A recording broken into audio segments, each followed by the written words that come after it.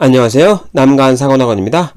오늘은 지난 영상에 이어서 안구질환 두 번째 파트에 대해서 알려드릴 겁니다. 오늘 우선 알려드릴 내용은 안약의 점적법과 안연고의 점안법에 대해서 알려드릴 거고요. 결막염에 대해서도 알려드리겠습니다. 그럼 수업 시작하겠습니다. 여러분 시험에 가끔 나올 수 있는 안약의 점적법과 안연고의 점안법에 대해서 알려드릴 겁니다. 안약의 점적법을 먼저 알려드리면 점적을 하든 점안을 하든 당연히 그 전에 손 씻기는 필수이고요. 안약은 한두 방울이면 충분합니다. 환자의 머리를 뒤로 젖히고 눈은 위를 보도록 하는 게 기본입니다. 그래서 안구가 이렇게 있으면 이렇게 위쪽을 향하도록 위를 보도록 합니다. 그 다음 약물이 쉽게 머물 수 있도록 아래 눈꺼풀을 가볍게 잡아당겨서 낭을 만드는 거예요. 그림을 보시면 이렇게 손가락으로 아래 방향으로 잡아당기면 여기에 안약이 들어갈 수 있는 이렇게 낭 같은 게 만들어질 수 있겠죠? 네, 저기에다 안약을 점적하는 거죠.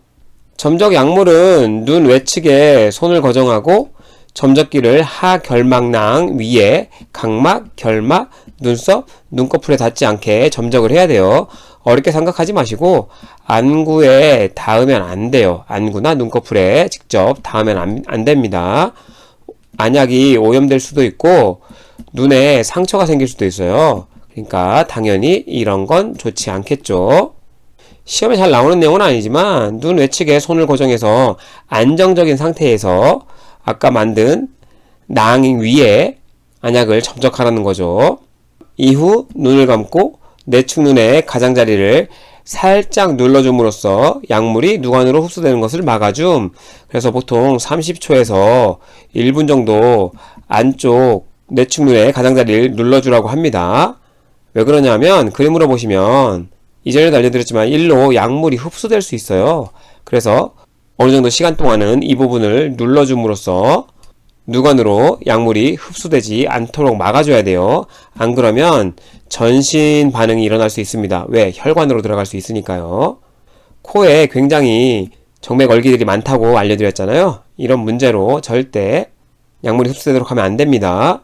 그리고 여러분 시험에 나온 적은 없지만 점안 후 잠시 동안 눈을 깜빡이지 않는 것이 좋아요. 왜 그러냐면 약 효과를 극대화하기 위해서요. 여러분이 눈을 감아버리면 약물이 흘러내려 버리잖아요. 그래서 잠시 동안은 깜빡이지 않는 것이 좋지만 참기 쉽지 않죠.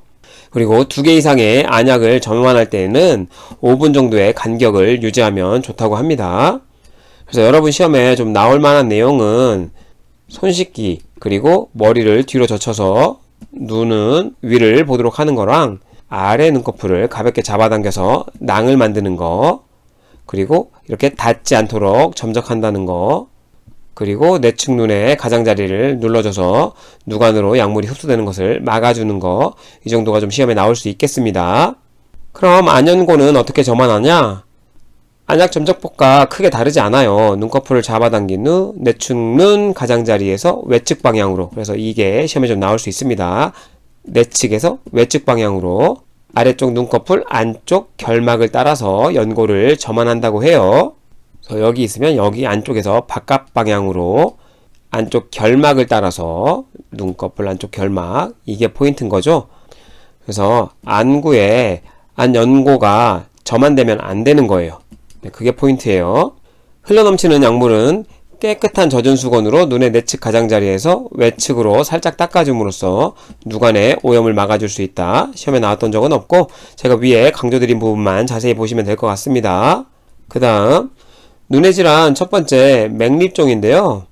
맥립종은 눈꺼풀에 있는 분비샘, 그 중에 하나가 마이봄샘이거든요. 이 마이봄샘에 생긴 급성 화농성 염증이에요. 여러분이 다래끼라고 하는 질환이 이 맥립종입니다. 다래끼.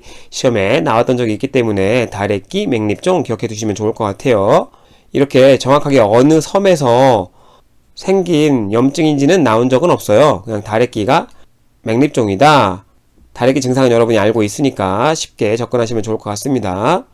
그래서 그림을 보시면 이렇게 눈꺼풀 위에는 3개의 섬이 있어요. 짜이트섬, 몰섬, 그리고 이렇게 마이봄샘이 있습니다. 이 마이봄샘에 급성 화농성 염증이 생긴 게 다래끼인 거죠. 그래서 짜이스샘, 몰샘에 생긴 급성 화농성 염증을 겉다래끼라고 하고요. 마이봄샘의 만성 육아종성 염증을 산립종 콩다래끼라고 하는 거예요. 해부학적으로 짜이스샘이나 몰샘은 이렇게 눈꺼풀의 바깥쪽에 위치해 있잖아요. 그래서 여기에 염증이 생기면 겉다래끼라고 하는 거예요. 마이봄샘은 안쪽에 있잖아요. 그래서 속다래끼라고 하는 거고, 그게 전문용어로 맥립종인 거고요.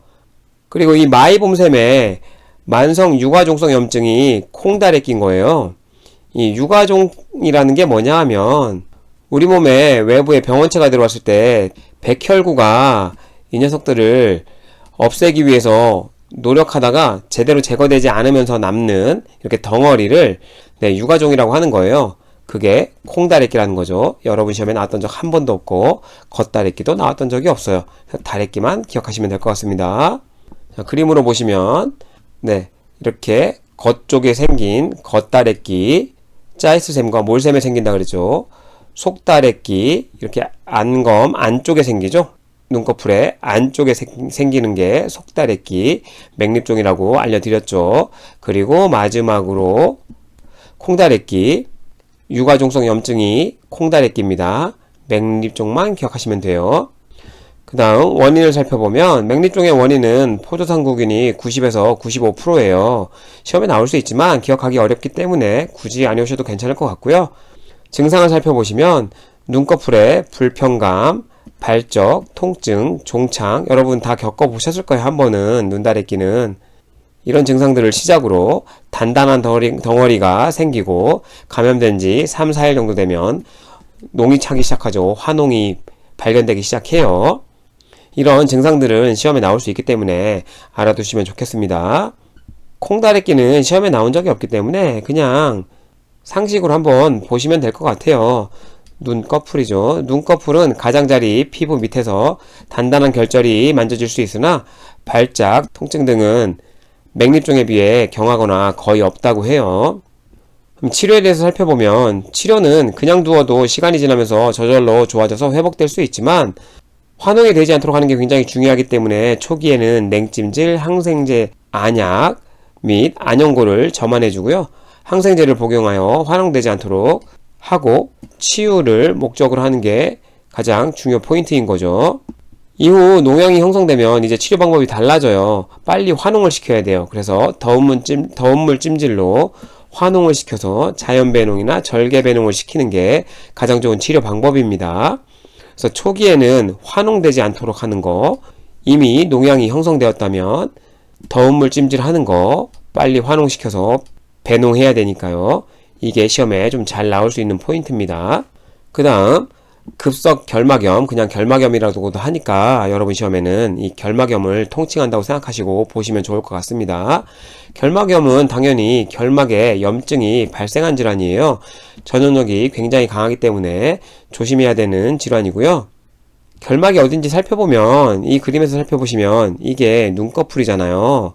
눈꺼풀을 또 다른 이름으로 안검이라고도 합니다.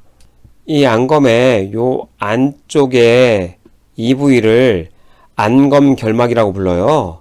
그리고 여기서 안구를 덮고 있는 이 밑부분을 안구결막이라고 하는 겁니다. 그래서 결막은 안검 부위에 결막이 있고 안구를 싸고 있는 결막이 있는 거예요.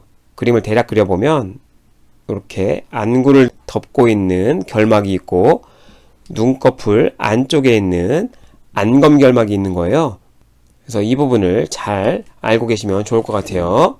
그래서 결막염의 원인을 살펴보면 감염성 결막염은 세균이거나 바이러스, 진균 등에 의해서 발생하는데 세균인 경우에는 대부분 연쇄상구균이나 헤모플루스, 인플루엔자의 경우가 흔하다고 하는데 여러분 시험엔 그렇게 잘 나오지 않습니다.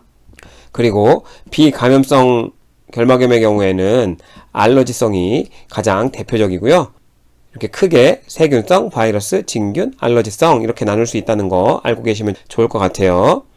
증상을 살펴보면 당연히 결막염이기 때문에 통증이 있고요. 뭔가 끼인 것 같은 이물감, 눈곱이 잘 발생되고 눈물이 나고 굉장히 가렵죠. 특히 알러지성의 경우에 가려움증이 굉장히 심할 수 있고요. 이런 것들이 대표적인 자각 증상이에요. 한 번씩 경험해 봤을 테니까 증상 외우는 데는 어렵지 않을 것 같습니다. 그리고 육안상으로 충혈이 굉장히 심하고요. 결막에 부종이 잘 생기고 출혈이 있을 수도 있고 가짜 막 같은 게 보일 수도 있어요. 특히 세균성의 경우에는 충혈이 엄청 심하게 일어나고 감염성이 굉장히 높기 때문에 굉장히 조심해야 되는 질환 중에 하나예요. 그래서 그림을 살펴보시면 대표적으로 이렇게 안구에 좀 충혈도 이루어지고 좀 붉게 충혈되고 이런 증상들을 볼 수 있어요. 그 다음 치료에 대해서 살펴보면 세균성 결막염은 당연히 항생제를 점적해 주고요. 바이러스성 경우에는 특별한 치료 방법이 없어요. 그래서 시간이 지나면 천천히 회복된다는 것과 치료의 목적은 증상의 완화예요. 증상을 완화시키고 감염의 주변 전파를 굉장히 주의 깊게 관찰해야 돼요. 그래서 수건 같은 거나 혹은 안약 그리고 안연고 같은 거 그리고 눈 화장을 한다 그러면 이런 화장품 같은 것도 당연히 같이 사용하면 안 됩니다. 감염의 소스가 될 수 있어요. 결막염이 매우 심한 경우에는 각막 상피가 벗겨질 수 있기 때문에 적극적으로 안과 치료가 필요하고요. 알러지성의 경우에는 완치가 어려우나 증상이 있을 때마다 증상의 완화를 위해서 항알러지 점안약을 점안하고 항알러지 약물을 복용하거나 냉찜질을 적용해서 소양증이나 혹은 부종 같은 걸 좀 완화시킬 수 있습니다. 결막염은 여러분 시험에 그렇게 잘 나오진 않아요. 그래서 크게 나누는 기준 정도 알고 계시고 대표적인 증상 정도만 알고 계시면 될 것 같습니다. 그리고 전파를 굉장히 조심해야 된다는 거, 그래서 이렇게 공용 쓰는 게 안 된다라는 거 알고 계시면 될 것 같습니다. 오늘 제가 준비한 영상은 여기까지고요. 시청해 주셔서 감사합니다.